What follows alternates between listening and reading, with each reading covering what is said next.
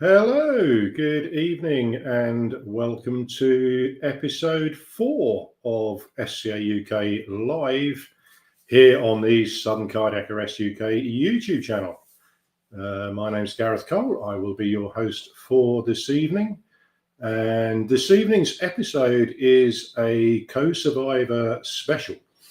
We've done a few of these episodes before where we've generally focused on the needs of the journey of the survivor, but we're very conscious at SCA UK that co-survivors have an equally, if not more, difficult journey. Certainly, it seems to be early on in the journey. It's much more difficult for co-survivors, and of course we recognise that. So that's what we're going to address this evening. And you'll be glad to know I'm not going to do that all on my own. I am joined this evening by not my normal co-host. Joanna is floating around on the Mediterranean somewhere on a cruise ship. Quite frankly, I wish I was as well right now, but there we go. So I am joined this evening by my fellow trustee, Stuart Menzies, who is himself a co-survivor and a lifesaver of his wife. So I will bring him in. Hi, Stuart. Hello, Gareth. Thanks very much for the introduction. And you've stolen half of what I was going to say in any case. Sorry about that. Whether you're watching live or you're on catch-ups, I'm Stuart Menzies. As Gareth said, I'm a co-survivor and a lifesaver of my wife, Susan. Her out-of-hospital sudden cardiac arrest occurred 10 years ago, just about 10 years ago now. That journey's taken me on to being a trustee of this wonderful charity. So I'm sure you'll find a lot more about our story as we go on for the next hour. Other co-survivors out there. Thank you, Gareth. And I brought her in a little bit early, but we are also joined this evening by Liz Sharpe, who is a cardiac counsellor who works down in Essex. Liz has supported us at SCA UK at all of our events, and she's always there whenever we've needed her. So,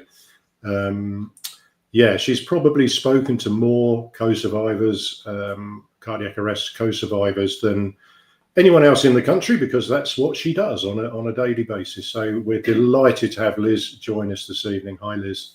Hey, good evening, both of you, and hello, everyone at home. So in terms of me, I'm a counsellor and a therapist, work out of Essex, Cardiac Thoracic Centre, but in private practice. So, yeah. Fantastic. Right. So, guys, if you are watching on YouTube, this is interactive. We are live. You can obviously ask questions of us via YouTube chat. If you want to ask us a question, just tag us in YouTube chat at SCA UK, then a space, and then ask your question. That puts it in a different place on my screen, and then I can find the questions and bring them up. I suspect there's going to be quite a lot of interaction this evening. I hope there's going to be quite a lot of interaction this evening. We can't promise to answer every single question, but we will answer as many as we can. So let me just get rid of that one. And before we start, I have had a question that's come into me personally this afternoon. It actually came in, and somebody that has asked me to address something. And I'm going to do that before we start because I think it's a good point to start. So I had a lady contact me who is a co-survivor, and she has watched all of the previous live streams and noted that when I introduced myself as a 2-time out-of-hospital cardiac arrest survivor, which is true. And that, to be honest, it scares her. I'm not going to say the lady's name because I don't think it's fair to do that, but I do think it's a very fair question. And she's asked me to talk about whether something could have been done to prevent the second one, because she did CPR on her husband. She's a lifesaver. And she's terrified of having to do it again. And of course, absolutely understand that. So the question was very specific. Could anything have been done to prevent the second one? Well, absolutely, yes, it could have been. My first cardiac arrest was caused by a heart attack, which, if we're honest, was caused by a lifetime. That's just a harsh reality. And that was 12 years ago. And the second one was 3 years ago. So I'd had 9 years in between, and life was, very much back to normal. And I'm on medication for the heart attack. I'm not very good at following orders. I don't really take all of the medication exactly when I should and when I'm supposed to. I do still enjoy the odd cigarette. And so I wasn't following the medical advice that I should have been following. Now, if you couple that with the fact that it happened to be my birthday, I was in the south of Turkey. This was 3 years ago. It doesn't take a lot of working out, in the middle of COVID. I couldn't get home. I was stuck in Turkey. There were no flights.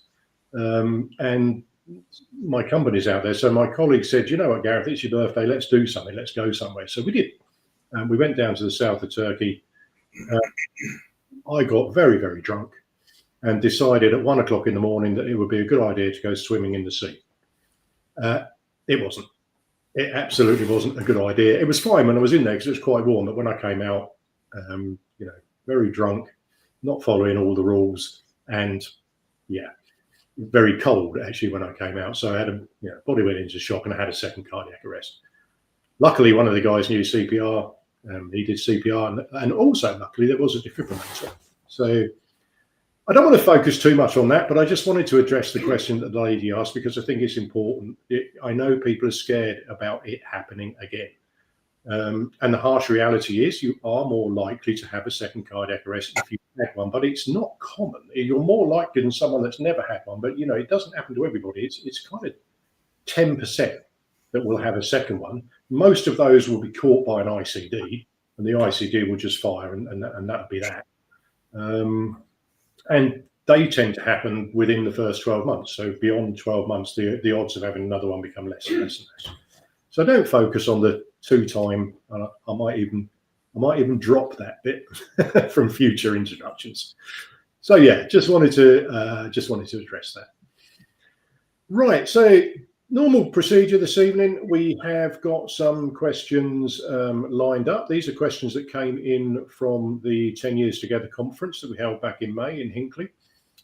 These are genuine questions that came in from co-survivors, and they were addressed in a co-survivor specific forum, which I know Stuart was in. I believe Liz was in as well. Were you, Liz? Yeah. Okay. So these guys would have seen this before.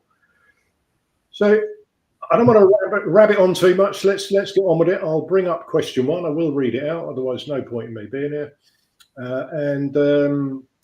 So question 1, what were your emotions like at the time, and have they changed over time? Stuart, can I come to you initially for that one? Yeah, sure, Gareth. I'll answer that in definite 2 parts. In fact, possibly 3 parts. So emotions like at the time, just to give those viewing a bit of my background. So my wife's out of hospital, sudden cardiac arrest happened nearly 10 years ago now. It was February 2016. And we were out shopping in the local Asda. My wife was 46 years old and perfectly healthy. No heart complaints, nothing whatsoever. Where I'm going with this is I was a vastly experienced police officer. I was a first aid trainer. I was used to dealing with mass trauma. That's the best way to describe it. I've probably seen and dealt with things the general public shouldn't see and wouldn't want to deal with during my career as a police officer. I'd carried out CPR unsuccessfully 5 previous times to that time. My emotions at the time when Susan collapsed in Asda, I went into professional mode. I instantly followed all my first aid training, instant professional mode. Probably the key part for me is the emotions afterwards. So once the ambulance crews arrives, I was doing CPR on my wife. It's really hard to tell forever. That's what it felt like. And I was joined by an off-duty colleague as well, I should add, which was a massive support for me. That was still, I was in professional mode there. I was in charge. I wouldn't let anybody else do CPR. I was doing it. So if it went wrong, it was my fault. So I was very switched on to what I was doing. I was in a public place, so I could shout on people and ask for support and assistance. I had a mobile phone line open, and I was on line to the ambulance service, Treble 9, who were talking me through what we're doing as well, which was just a fantastic backup in case I forgot any of the procedures. It was them identified. Susan was in a cardiac arrest. I thought she was having a seizure with her breathing. So the emotions part, let's get back to that again. At the time, professional. Once the ambulance crews arrived, it was totally different. As I say, I've dealt with extreme trauma, massive trauma through my career, but nothing like this. Nothing. I can't describe it. It was like being in a dream. That's the best way to think. I was continually planning ahead. I've just been out shopping with my wife, and now she's lying getting a defib attached to her, and it's been activated. I could hear it activated twice. So wait a minute, we were perfectly healthy 10, 15 minutes ago, and this has occurred. It's just like the biggest slap you can get. I was comforted by my colleague, off-duty colleague, who was just my saviour, as far as I can say. She really looked after me. That was my initial emotions at that time. And then thinking about my family. We've got 3 children, and they all needed to know. Susan's parents were with us at that time, not physically there. They're no longer with us, I'm afraid. I had to contact them, and then, well, stupidly or not, I drove the 17 miles to the hospital she was going to, because planning ahead, I knew I needed a car. We'd need a car. I didn't want to be abandoned at that hospital. So the way my brain works, lots of planning. I don't feel like I panicked, but it was like an outer body experience for the emotions at that time. That's probably the first part of answering that question, Gareth. I don't know if you maybe want to jump over to Liz just now, and I can talk about just shortly after that how it changed over time, because we are 10 years down the line, and my views on things are completely different now from then. I seem to have can't actually talk, so can I come to Liz? Yeah, sure. So yeah, in terms of it, I suppose as I'm listening to you, Stuart, there's we're going to have people watching that are in 2 categories: the ones that were there at the time and the ones that had the knock on the door or the phone call to say. So the people that had to do, like yourself, do the CPR and make the phone calls and all the rest of it, may have an extra layer of feelings and emotions and stresses on top. But either way, I would imagine that people are going to be feeling, first of all, shock and disbelief. I can't believe this is happening.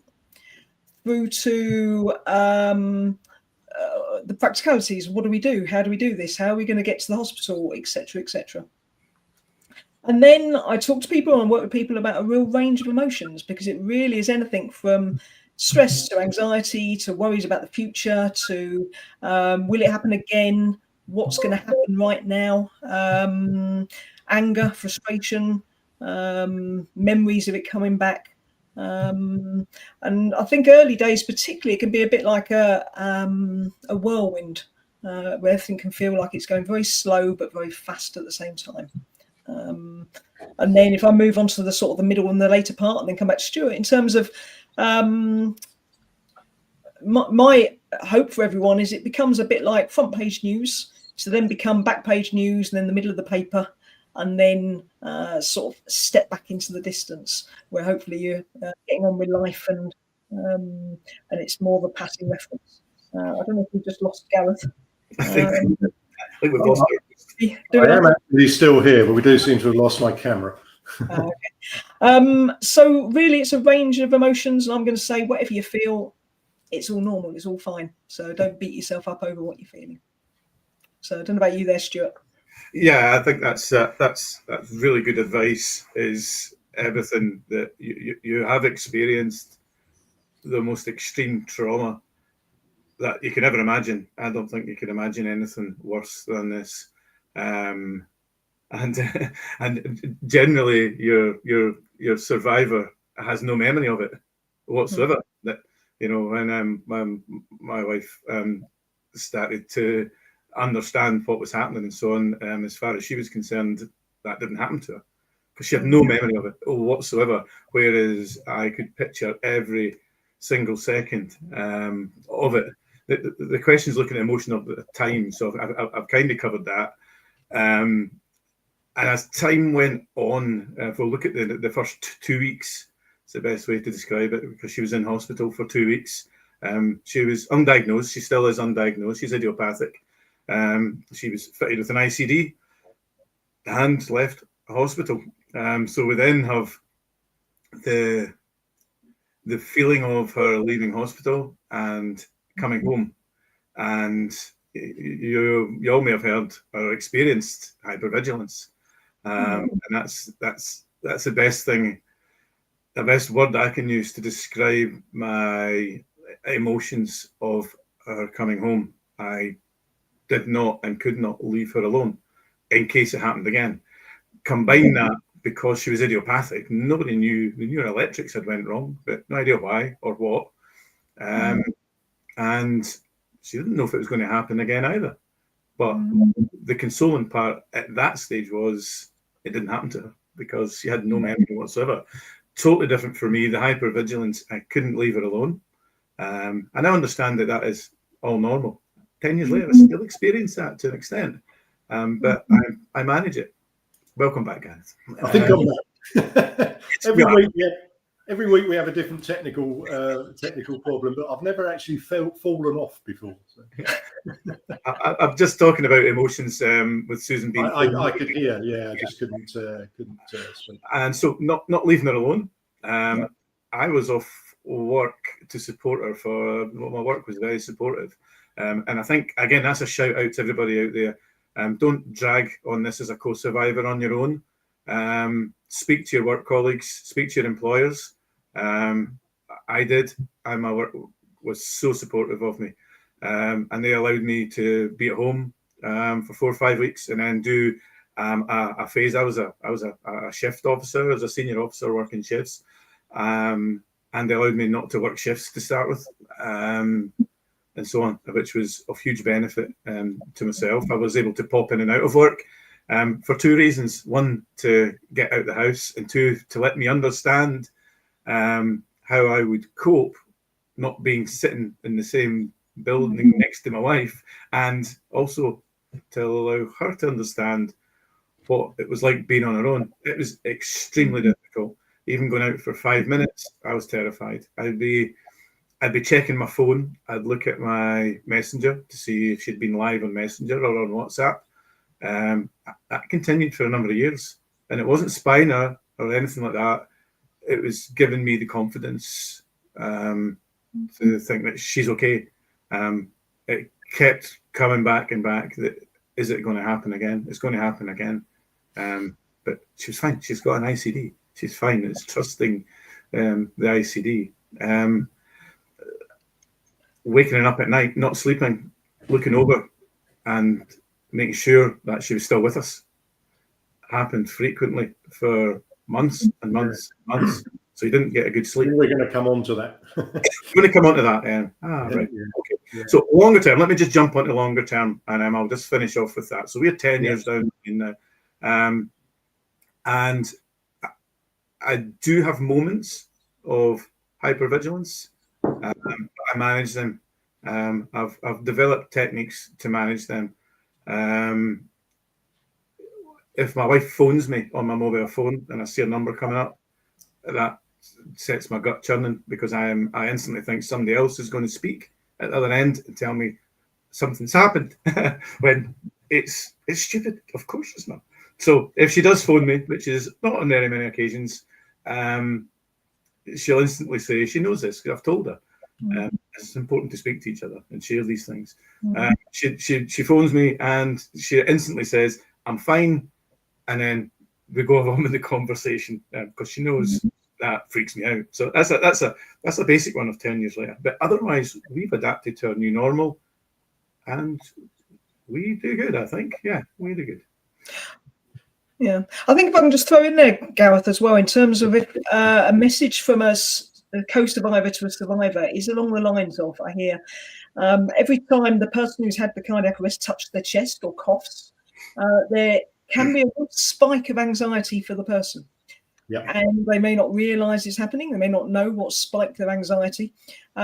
So just again about the communication, for people to realise that if the person that's had the cardiac arrest is bumbling on around and rubbing their chest, then that's the sort of thing that spikes anxiety in the other person. So again, communication for that.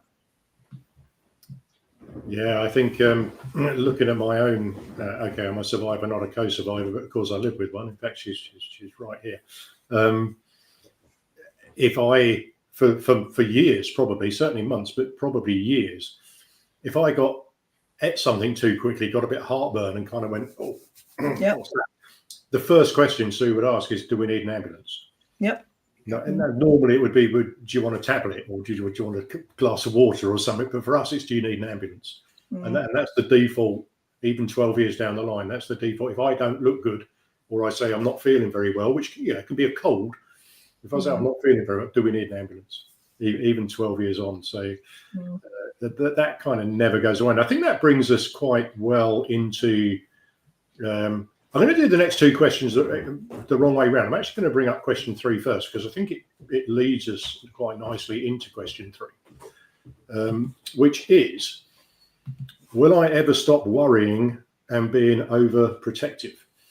Liz, do you want to address that one? Yeah, sure. So, a significant health thing has happened, let's be honest, in terms of it's a huge health-related issue, and you can't get much bigger and all the rest of it. And it's very much a thing that both of you are going to be probably experiencing, the person who's had the cardiac arrest and the family members around. So this is obviously a shared journey as well.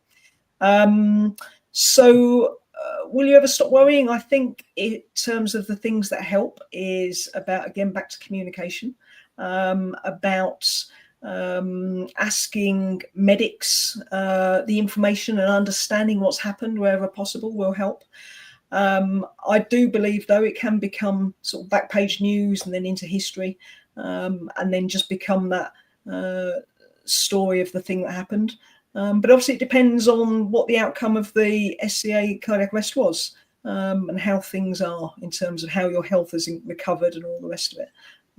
Because obviously for some people there's still ongoing tests for family, etc. And then that all piles into the stress. In terms of the will you ever stop being overprotective? I would hope so. I'd hope that you can all work together to find a way through it, so that if, for instance, the family member is quite worried at the idea of, I don't know, the patient wandering off to a fishing lake and being on their own for 24 hours, then find a way through it, just to take the pressure off. It's about working together, I'm going to say. Thanks, Liz. Stuart, you want to add anything to that? Yeah, to stop worrying. So probably I was worried constantly for months, for years. But to give the example out now, my wife, in 3 weeks' time, will be travelling for the first time ever, quite a considerable distance on her own. She'll be flying on her own. She's got the confidence to do that, and I'm absolutely comfortable with that as well. I liked the analogy that Liz put there of will it become back page news, and we very much want it to be like that. But probably, I know, and again Liz hit on the point there, my wife's made a 99.9% recovery. There's very little for her to show that she's had a sudden cardiac arrest.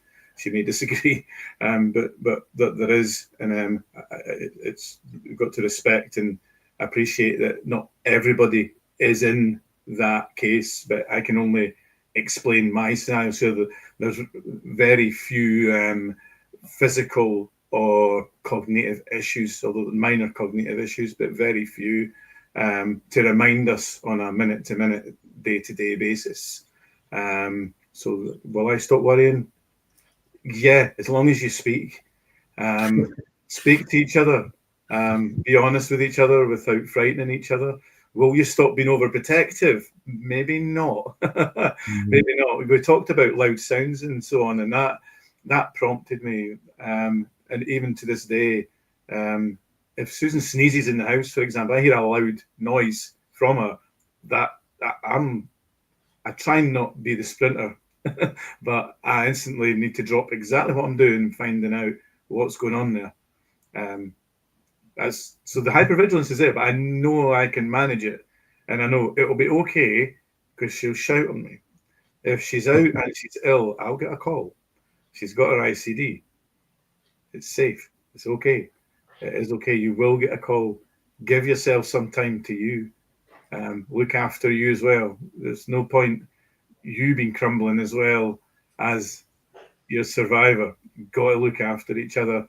If you're both strong at the same time, that's great. If you're both crumbling at the same time, that's not good. So got to look after you as well. Bear in mind, not everybody's got an ICD. You're right. Yeah, I don't have that protection mechanism, for example. So, will you ever, Sue never stops worrying. Of course she doesn't, but she, if this hadn't happened, she'd still worry about me. I think we've talked about this before. I was an absolute disaster before my cardiac arrest, and I'm still one now. So, she's always going to worry. And still, 12 years on, the first thing she does in the morning when she wakes up is check to see if I'm still alive. Literally what she does every morning, just make sure I'm still breathing. And if I'm working away, because I work away a lot, she doesn't actually call me anymore like every morning, but she'll check the phone to see when I was last online. If I was online 10 minutes ago, okay, great, it's fine. And she gets on with the day. So time, it's one of those things, isn't it? Time makes a big difference, and you've got to get to that point. But I don't think you ever stop worrying. Get rid of that. Right. So we'll go back to questions. Unless somebody wants to jump in. Yeah, sorry, I was on mute. I muted myself there. I just wanted to add in there actually that everybody's different. Every family's different. So in terms of reaction to illness, there's also plenty of people that say, no, you're on the tablets. You've been checked over by the doctors. They've got more of an idea of what's gone in your arteries than they have in anyone else's now. And actually, not everyone does have the hypervigilance. And again, it's horses for courses about different people. Because it is all about, your own beliefs and all of that sort of stuff as well. So I think that's a good point. Yeah, that's a great point. Everybody will deal with things differently. My partner Sue is a healthcare professional, so she has that a level of being able to disassociate from the situation, which is a professional thing that she's learned over decades of working in. But still, when it's your partner, it's a little bit different. So she's she doesn't want to wrap me up in cotton wool. She lets me get on with my life. In fact, I'm sure she'd rather I went out and did more things than sit around at home under her feet. But that's just us. This one's an interesting one. I'd like to come in on this one actually right at the end after you two have chatted about it. But question 2, and I'll go back to it because it just seemed to work better in that order. How did or do you feel about visiting? Probably should say revisiting the location. Now, Stuart, I know that you've got a view on this. Yeah. I don't know why I didn't bring myself in there. Anyway, I know you've got a view on this, so I'm going to come to you first, and then Liz, you've probably got more of an insight from other patients. So let me bring Stuart in first, if I may. Yeah, thanks, Gareth. And our conversation we had the other day about this was interesting, and I know you'll pull that in. We generally get our shopping delivered now. That's the best way to describe it. So our event happened in the local Asda superstore. I revisited there 2 days after the incident occurred. I revisited there to probably manage my own trauma. I wanted to speak to the manager and make sure the staff who were present were okay. And I also wanted to shout at the manager because I wasn't stopping CPR. There was a defib next to us, and nobody opened the defib up until the ambulance crews arrived. Nobody had the confidence. And I met the manager. I thanked him, and Yeah, I offered to provide CPR training and be present, etc. And unfortunately didn't hear anything back. That was my first visit. I've tried to go to that store a few times. I get a sixth sense when I go.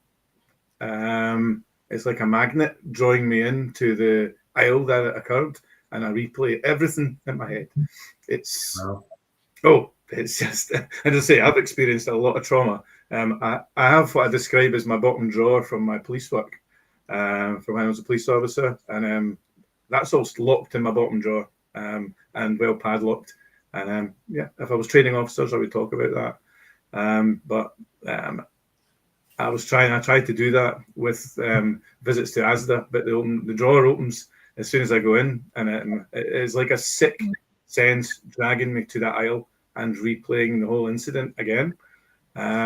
So I avoid that ASDA, which makes no sense whatsoever. I've never been into it again with Susan, and I wouldn't. I don't see any reason why on earth would I want to do that. And I'll cover one other thing as well. It's not about locations. And why would I want to do that? Susan's been, but she didn't tell me she was going. She was been. I think she wanted to test herself to see if it She didn't remember a thing. We're quite lucky because we can choose to go or not to go to ASDA. Susan goes for the shopping. She will go and pick it up. Probably the first months, years afterwards, the two of us going into stores and so on was horrific. I would have actually liked to see recordings of us holding tightly onto each other as if the whole world was moving about us, going into shops. We'd try it out and just leave. I will not bother going shopping. We'll just go back home again. And we get now and then, if there's a bug hanging about us or something, there's that feeling. But generally, that's gone now. But the first while going into public spaces, busy public spaces and so on, for us was horrific. We forced ourselves to do it, but it was absolutely horrific. Yeah. And Liz, you want to come in there with? Yeah, sure. So I suppose I would say that sometimes it's about location, sometimes it's 2 p.m. on a Friday afternoon, sometimes it's the first of the month or whatever. So it's not just about location sometimes. Sometimes there's different triggers that will trigger the sort of hypervigilance or the flashbacks. I would also say that not everyone has their cardiac arrest out in public. So there are many people that are fighting with the fact it happened in the bedroom or the lounge or in the garden, etc. And so there will be a real load of viewers to this that are saying it's all very well, I can't avoid the bedroom when it comes to it or whatever.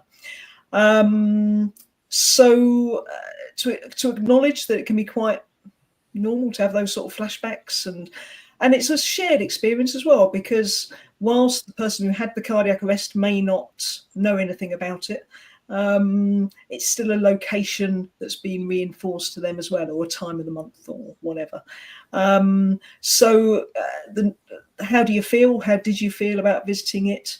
I know people that have thrown away armchairs, etc., or rearranged their furniture just to stop so much sort of flashbacks. And I also certainly know people that have just never gone in that room again or whatever.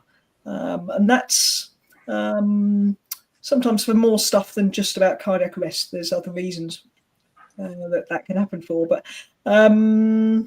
so, yeah, that's what I'd say. And seek some support, because that level of hypervigilance, if you're living at home particularly, and sort of constantly being aware of flashbacks, that's not a comfortable place to be. So reach out for some support if that's happening to you. Yeah, Stuart and I talked about this the other day. My cardiac arrest was caused by a heart attack. The heart attack happened at home late at night. And I can actually remember the heart attack. I can remember that happening. I can remember waking Sue up. She'd already gone to bed because she's an early person and I'm not. She gets up early in the morning. I get up late in the afternoon generally. But so I remember waking her up. I remember being on the floor in the hallway by the front door on my hands and knees in agony, trying to reassure her that I was actually okay.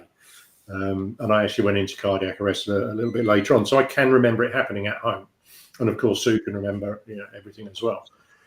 And okay, I'm not a co-survivor, I'm a survivor, but the point that you make about, it doesn't always happen, away from the home. In fact, 80% happen in the home. So the last thing I remember before everything went wrong was being in our hallway at home. And over the next 12 to 18 months, I've talked about this 12 to 18 month journey where I really didn't cope very well in the beginning. I hated going home. I went back to work fairly early, and I worked more and more, and later and later and later. I'd spend more and more and more time at work, not because I had anything to do, not because I was particularly busy, but because I just didn't want to be in that house. It's not that I didn't want to be with Sue. It's not that I didn't want to be at home or anything. I just didn't want to be in that house. And that built up and built up and built up and got to the point where in the end we had to move because I just didn't want to go there anymore. Did not want to walk through the front door. Certain rooms you can avoid. Your front door you can't. It's the only way into the house. You've got to go into the hallway. You can't avoid it. And the day we moved into the first night in the new house after we moved, it was like every weight was lifted. And I know it's totally illogical.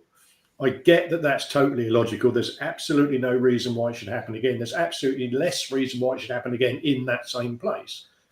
But I still didn't go there. And moving out of that house was the biggest step on my my journey of recovery.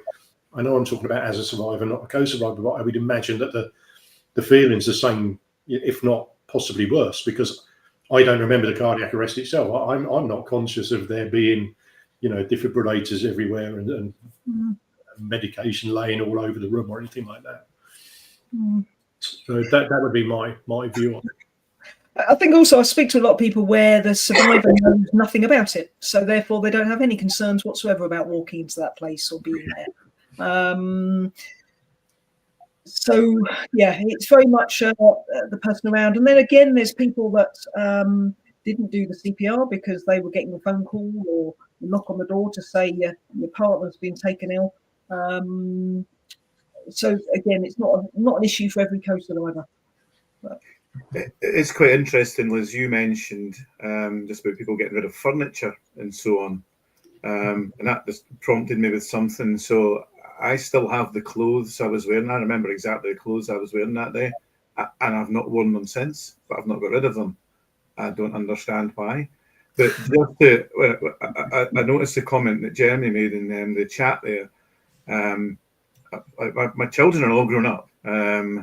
One of my daughters, she would have been 17 at the time.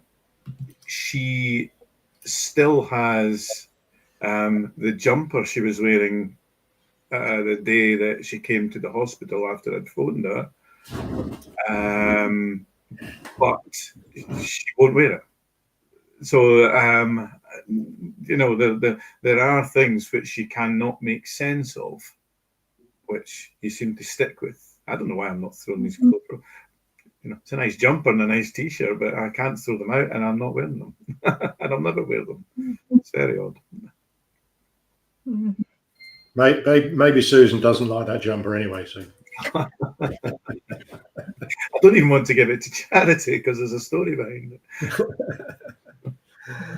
Okay, we're going to move on, and we're going to move on in a slightly different way now because those were 3 questions that came in. Well, what we're going to do now, a little bit similar to what we did last week, is just some topics that we thought we'd discuss, and these are more sort of thought-provoking discussion points. And guys, if you're watching on YouTube and you want to ask anything of us or Liz, or you want to comment on anything, then please do. This particular topic, I think this is really interesting and it's probably going to be really helpful. So this is obviously, for co-survivors. I'm not the patient and I can't ask for help or say that I'm struggling. Liz, I think this is right up your street, so I'm going to come to you first for that, if that's okay. Yeah, absolutely. So this can be really common in terms of the person who's had the cardiac arrest might be still struggling with ill health when they get discharged, etc. And the person that's trying to hold it together, the co-survivor, is putting a lot of energy and effort and everything they've got into helping that survivor survive and get on settling back in. So it can be really common to say, well, it wasn't me that had the cardiac arrest, it wasn't me that had the heart attack, or I'm not the one that's seeing the doctors. What have I got to moan about, sort of thing. Some of that can be a bit about denial, in all honesty, not wanting to look at how tough you're finding things. I know that's a thing. But absolutely, I use the example of, they give on a plane about, they always tell you to put your own oxygen mask on first before helping anyone else. And that's because if you collapse, chances are quite a lot goes a bit wrong. And if you're in the position where, I don't know, you can't just disappear off on holiday and everything will be fine in the house afterwards, then that means that you've got a lot of burden on your shoulder. So absolutely reach out, say you're struggling.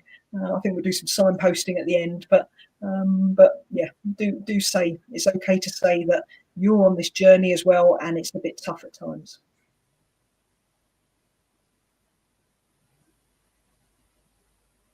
Can't hear you, Gareth.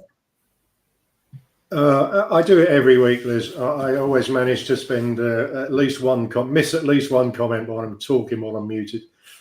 Stuart, did you have anything you wanted to add to that? Yes, I was a big tough policeman and didn't need counselling, and still don't need counselling, but that's wrong. It's the best way for me to describe it. I encouraged my wife to go and get counselling, and she eventually did. And it made a world of difference. I preferred, I guess, to manage my own trauma, and I did that by speaking to people. I was off work for 4 weeks, and the first session I went back to at work was my first aid refresher, and I forced myself to go back and do CPR, which when I look back, I think, what on earth was I doing?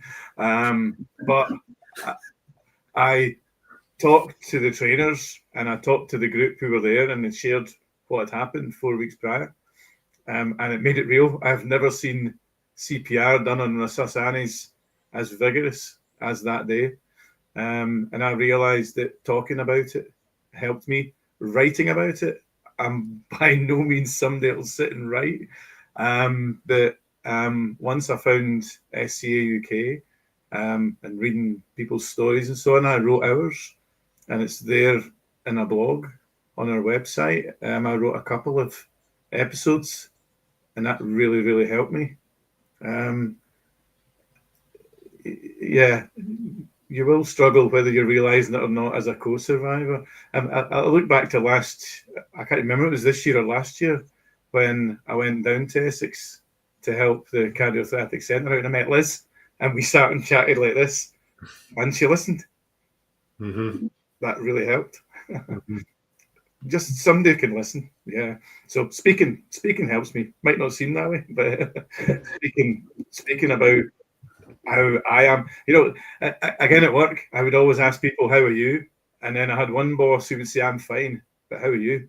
And I just broke every time. So yeah, it's good to talk. Do you think there's an element of gender that comes into this? It's interesting that Stuart said, I'm a big tough police officer, I don't need any help. Do you think there's an element of that as men we tend to kind of bottle these things up and deal with it ourselves? Did you see that I think I'd say that police officers, ambulance, fire brigade, army people are tough clients to have, because you've learned to switch everything off there and just think with the head, and people that then go into any sort of support is actually quite tough, and I really recognise that. So talking about your story when you've been taught to switch off everything you're feeling is tough.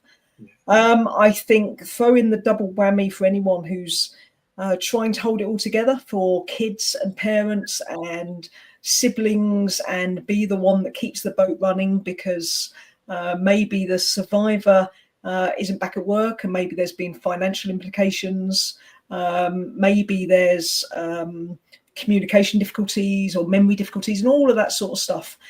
And sometimes for the co-survivor then to say, you know what, I'm struggling here as well, and my boat's overflowing a bit. sometimes the admission that you're struggling could make you feel a bit overwhelmed of, if I say I'm going wrong or I'm struggling, then, you know, how bad could things get? So I think that's the thing. So I don't necessarily think it's a man versus woman thing. I think it's upbringing. It's about what you're used to talking about. So yeah. Yeah, that's fantastic. Thank you. I think it's a really great question, and I think that, you know, you mentioned it earlier on. This is a shared journey.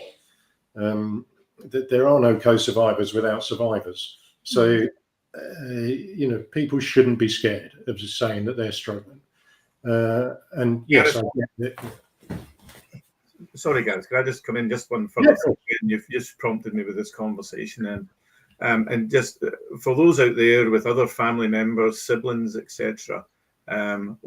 One of our daughters works in a public service area, and so on, and she's in the arts, and there's been a few times where people have collapsed, etc., and defib's been called, and that really freaks her out. Now, she's an adult, she's 26 years old, 27 years old, but she at a very early stage made her line manager aware that she didn't witness her mum's cardiac arrest. She's never seen her mum in cardiac arrest, etc. But she knows exactly what's happened. She made her line manager aware that anything like that is likely to freak her out. So they know not to send her, to withdraw her from that area. So there's that protective measure as well for her. So if there's anybody out there sitting as a co-survivor or a survivor, they're not, it's bad to have phrase again, they're not alone. You know, think about the ripple effect on other family members and so on, and there are protective measures that can be put out there, whether it be sharing that with line management, colleagues, friends. Make them aware, then they'll protect you. Thanks. Sorry, if I can also say, Gareth, just while I think about that. So one thing I hear quite commonly as well is, for instance, the co-survivor has a bit of a health niggle, and they don't necessarily want to go and see the doctor and go and get it addressed, or perhaps they're knackered from not sleeping all night because they're too busy nudging the survivor to make sure they're still breathing, and all of that sort of stuff that goes on. So again, reach out for your own health as well, because again, all of this stuff does play an impact on your own health. So reach out and get some advice if you need it. I think I'm going to move on to the next topic, but I'm actually going to skip one and go to the last one because I think it's really interesting. Liz has made the point that this is a shared journey, and you know, you need to lean on each other. So with that in mind, how on earth does this work?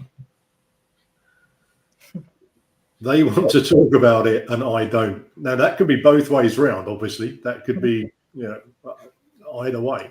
But this is quite common. This comes up quite a lot within our Facebook group, and when we run our conferences, we deliberately have, as you guys know, you're there. We deliberately have one session where we separate people, and we have co-survivors in one session and survivors in a different session, because very often there's questions or things that survivors want to say that they don't want their co-survivor to hear, and vice versa, things a co-survivor wants to say or scream or shout that they don't want their survivor partner to hear. So Liz, what on earth happens here? This is really common. As is everything that's coming up tonight, you know, this is a real shared experience for people that are in these sorts of boats. So, you know, whatever you're going through, I'm going to say is very normal and all the rest of it. But they want to talk about it and I don't, and whichever category you're in. So sometimes I will hear that actually, I'm going to say one party wants to talk about it in avid detail. So when did the ambulance turn up? What happened there? How many people were in the room when this happened? Or watching the Ring doorbell back or something like that. Or you can get somebody who wants to tell everyone about it. So make sure that neighbours know, friends of friends know, because it's a huge story as well. You know, it's a huge health implication. And then you get people who go, actually, you know what, that happened. I don't want to think about that. Thanks very much. I didn't know that detail. I don't need to know that detail. Don't give me that detail. And it's a real sort of clash, because either way, somebody's going to get stressed. So either wanting to talk about it and feeling stressed that you can't talk about it, or wanting the detail and not hearing it, or vice versa, and not knowing what was going on. So in my thing, I would say it's back to the communication of having maybe a bit of a code between you that says, listen, if I glare at you, kick you, or say the word red, the conversation has to stop because it's too much for me at that time. Or finding other people to talk about, or agreeing, okay, well, we're going to have Sundays off where it never gets mentioned, or whatever. But finding a way for you to work it with your family, with the person who's had the cardiac arrest. And then again, so the role of counsellors or colleagues at work, or people who are understanding what it's like to give CPR, or live with somebody with a heart condition, or have a life-threatening situation happen. Again, reaching out to them. So that's what I would say.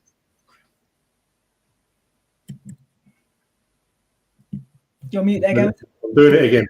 Stuart, what are your thoughts on this? I think this is a really difficult and interesting one myself. Yes, it is.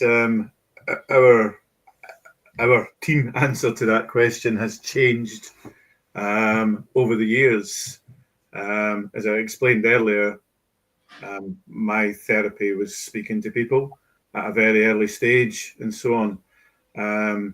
But why would my wife want to speak about something that didn't happen to her? Yeah. Okay. She had no recollection of it. Yeah. She woke up, they fitted an ICD to her, and she got on with her life. She didn't feel quite right, but something wasn't quite right. But that's because she's been through mass trauma.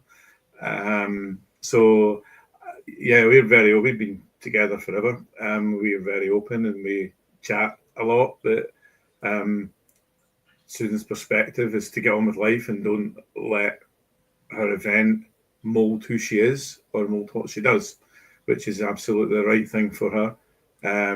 For me, I get help and support from speaking about it. So if we chat about it, we know pretty quickly that, okay, that's not in the cards. Let's move on to a different topic. I've got an outlet because I've got the charity. Susan, as much she will get involved with the charity where she can to support us and support me, but she wants to get on with her life and not be just the sudden cardiac arrest survivor. She wants to be her. So yeah, we'll mention her event, but yeah, we just get on with life now, 10 years later. And we've both got our different avenues for talking about it. I think the point is, it's okay. Yeah. If somebody wants to talk about it and the other one doesn't, that's okay. But then the person that doesn't want to talk needs to give the person that does want to talk an outlet or a voice somewhere. And that's where counselling comes in, or SCAUK UK comes in, or whatever. Yeah. But it's perfectly okay to not want to talk about it. If somebody wants to just shut it off and say, right, I mean, I don't remember mine. I remember the heart attack. That was horrible. But I don't remember the cardiac arrest. I remember waking up afterwards. I don't remember, I was apparently talking to the paramedics. I was chatting away to them. I wanted to walk to the ambulance. I didn't really want them to put me on a thing because it was going to waste time. I was quite happy to walk. They wouldn't let me, but I only know about it because of what I've been told afterwards. So I'm going to quickly go to Jeremy's question and come back to Liz on this one, if I may. So let me bring that up. So Jeremy said his son was 25 when he had his SCA and he performed CPR. So I'm assuming that's Jeremy's son performed CPR on him. Yeah. And they talk about it a lot and they try and check in with him. But is there any advice on what questions to ask him? Let me think about this. So I suppose inviting him to watch this or having a look at stuff like it to see whether that triggers a question can help. I don't think there are any particular advice on questions to ask other than, are you doing okay? If your son has a relationship or a friend or best mate that you could say, Are they doing okay because this thing happened? How are they coping? Or asking, if there's somebody else that can ask the question, just in case that it's all being bottled up, and saying to Jeremy that, actually, I'm absolutely fine, it's okay, when perhaps it's not. I don't think there's any hard and fast rules, though, about a conversation and questions. It's about maybe just leaving it on the table there so it can be discussed if needed.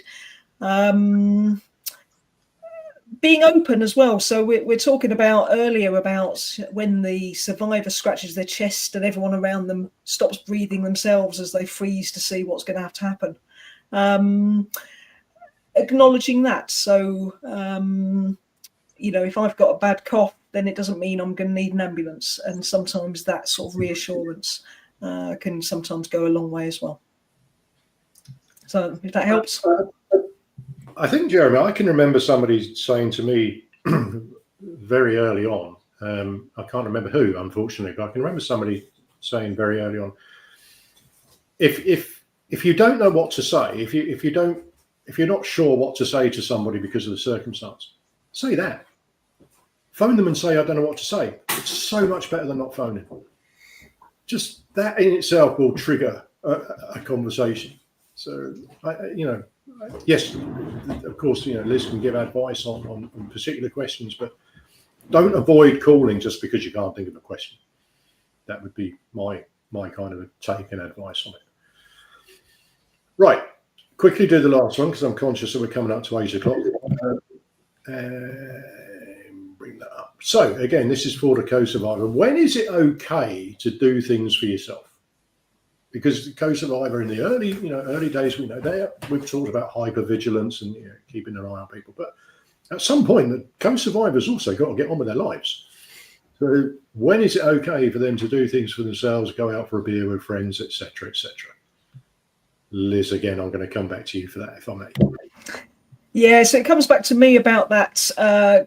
Keep your own oxygen mask on first, and keep yourself well. So doing things for yourself is really important, because sometimes when the patients come home from hospital, the person that's had the cardiac arrest, the relative has been flung into the role of physio, cardiac nurse, medication pharmacist, nutritionist, exercise guru, etc. And it's very easy to go down a route of it's all about the person who's had the cardiac arrest, which absolutely really big events that happened. But again, you need to hold on to some of your identity as well, and know that it's okay to have some stuff for yourself. Again, this can be a bit about depending on how the person is. So they might be, particularly reliant on support early days or mid days. But again, then reaching out and saying, can somebody give me a bit of a hand here, and take some time in the house as well, so that, again, you've got some stuff of your own. And it's really important for everyone's mental health for that.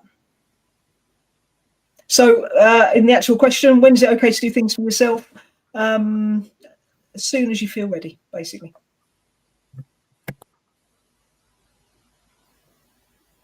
Yeah, you're still on mute, but seeing as I've come up, Gareth, I guess you're asking me as well. I know you're going to have an opinion on this, so I'm going to...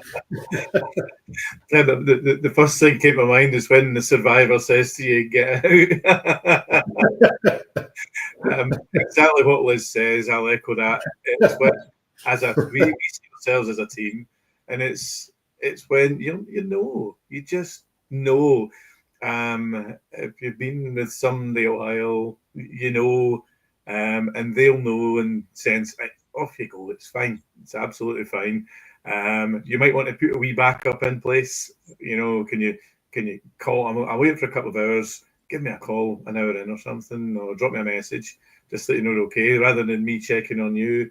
I found going to work is a great escape for me, because I generally managed to totally forget about what was my worries at home and so on, when there weren't actually real worries. There was no need to worry. Everything was fine.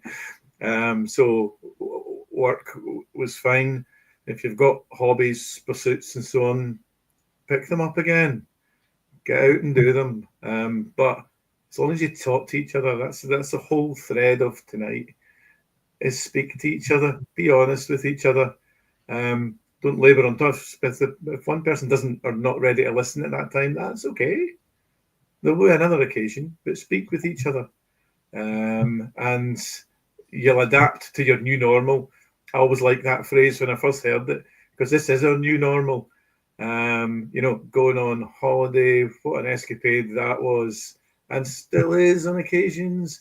Going to hospital checkups, going somewhere on our own, not together. Yeah, it's all a new normal. It's a new experience, and we can't change that.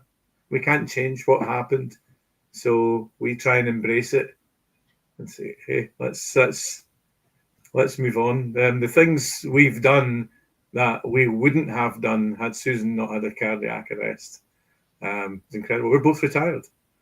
We wouldn't have been retired by now, and it's not through health or anything. It's through choice. We're both retired. We both volunteer. We've done things. We've done things to the house that we would never have done had Susan not had her cardiac arrest. We would put it off. We'll save up for that. We'll do that next year. We'll do it next year. No, just do it. Just do it, because you don't know when.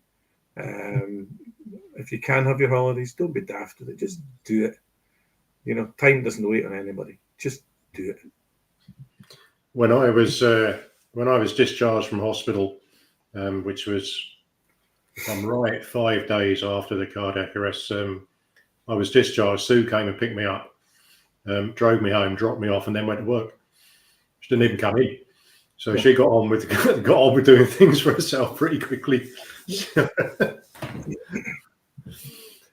So, right, okay, guys, I'm conscious now we are up to the hour that we said we would do. I know that this is a huge topic, and we're not necessarily going to be able to do everything justice and cover everything in one session, but we may well come back and continue this at a later date, because I think it's a fascinating topic as much as anything else. So if it's okay with you, hang on, I've got to get rid of that off the screen. If it's okay with you, I am going to wrap it up for this evening. So thank you to everybody who has been watching on YouTube and for your interaction.